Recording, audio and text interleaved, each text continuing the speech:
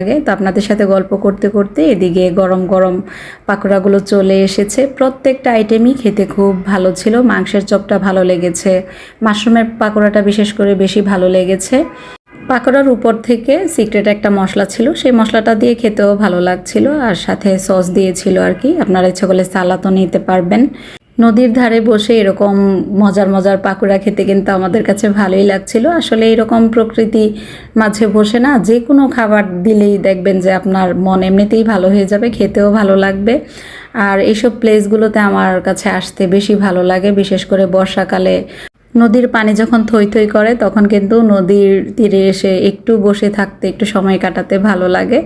আর এখানে আলুর চপ দিয়েছে, আলুর চপের সাথে আবার একটু ঝোল অ্যাড করেছিল। তবে শুধু আলুর চপটা খেতে কেমন লাগবে জানি না, আমাদের কাছে মোটামুটি লেগেছে আর কি। সব থেকে যেটা বেশি ভালো লাগছিল, আমরা বসেছিলাম একদম গরম গরম সব স্ন্যাক্সগুলো আমাদেরকে সার্ভ করে দিচ্ছিল, এটাই ভালো লাগছিল। তারপর আবার উনি ডেকে নিয়ে মাশরুমটা দেখাচ্ছিল আর কি। মাশরুমের একটা স্মেল আছে সুন্দর, সেটা বলছিল। তো আমিও কাছ থেকে দেখছিলাম। আর মাশরুমের চপটা আপনারা বিভিন্ন সাইজের পেয়ে যাবেন, 20 টাকা, 30 টাকা, 50 টাকা এরকম আর কি, আপনারা যে ধরনের সাইজটা খেতে চান। মাশরুমের চপটা ভাজতে ভাজতে উনি একটু গল্প করছিল, বলছিল যে ওনার দোকানে আরও বিভিন্ন ধরনের ফাস্টফুড আইটেম পাওয়া যায়, আজকে একটু লেট করে ফেলেছে তাই সব ধরনের আইটেম আমরা পাইনি।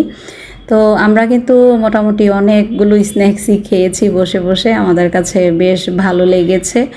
এই ধরনের খাবারগুলো পেট ভরে খেতে না পারলেও দেখবেন আপনাকে অনেক বেশি আকর্ষণ করবে, আর চোখের আকর্ষণেই মনে হবে যে অনেক বেশি খেতে পারবেন।